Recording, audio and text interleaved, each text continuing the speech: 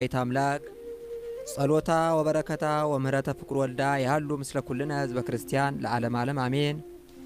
ልመናዋ ክብሯ ለዘላለም በእኛ ላይ ጸንቶ ይኑርና አምላክን የወለደች በድንጋሌ ስጋ በድንጋሌ ነፍስ ጸናች ክብርት እመቤታችን ያደረገችው ተአምር ይህ ነው። ብዙ ሴቶች ከእመቤታችን ጋር ነበሩና ውሃ ሊጠጣ ወደ እርሷ የተጠማ ውሻ ወደ እሳቸው በመጣ ጊዜ እኒያ ሴቶች አባረሩት። አምላክን የወለደች በድንጋሌ ስጋ በድንጋሌ ነፍስ የጸናች ክብርት እመቤታችን ግን ስለተጠማ ወዲያና ወዲህ ሲመላለስ ባየች ጊዜ አደነቀች፣ አለቀሰችለትም። አንቺ ታዝኝለታለሽን? ቅቡ የተባለ ክርስቶስ የሚወለደው ካንቺ ነውን? አሏት። እመቤታችን ግን ይህን ነገር በሰማች ጊዜ በልቧ ውስጥ ፍጹም ደስታ አደረ። ማድጋዋን ይዛ ወደ ሩቅ ሄደችና ጫማዋን አውልቃ በጫማዋ ውሃ ቀድታ ያን የተጠማ ውሃ አጠጣችው። ያን የተጠማ ውሻ አጠጣችው።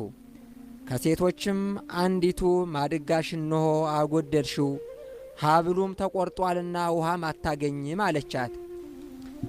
አምላክን የወለደች በድንጋሌ ስጋ በድንጋሌ ነፍስ የጸናች ክብርት እመቤታችንም ውሃ እስከ እግዚአብሔር ዘንድ ነው እንጂ ከጉድጓድ የሚወጣ አይደለም፣ ይህንንም ውሻ ያጠጣ አምላክ ከላይ ይሰጠዋል ብላ መለሰችላት።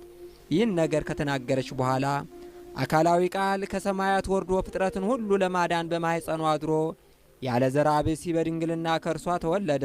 ሴቶች ሲቀጣጡበት ተናገሩት ቃል በእርሷ እውነተኛ የትንቢትና የጽድቅ ቃል ይሆን ዘንድ መንፈስ ቅዱስ በስላቅ በሳቅ ፈንታ አናግሯታልና። እርስ በርሳችሁ የምትፋቀሩ የወንጌል ልጆች ሆይ አምላክን የወለደች በድንጋሌ ስጋ በድንጋሌ ነፍስ የጸናች ክብርት እመቤታችን ቸርነቷ ለተጠማ ውሻ በጫማዋ ውሃ እንዳጠጣች ወቁ። በረዳትነቷ ኃይልና በአማላጅነቷ በሚያምኑ የልጇ የወዳጇ የፈጣሪያችን የመድኃኒታችን የኢየሱስ ክርስቶስ ስጋውን ደሙን ለሚቀበሉባት ምን ያህል ታደርግ ይሆን? ልመናዋ ክብሯ በእኛ ለዘላለም በእውነት ይደርብን ለዘላለሙ አሜን።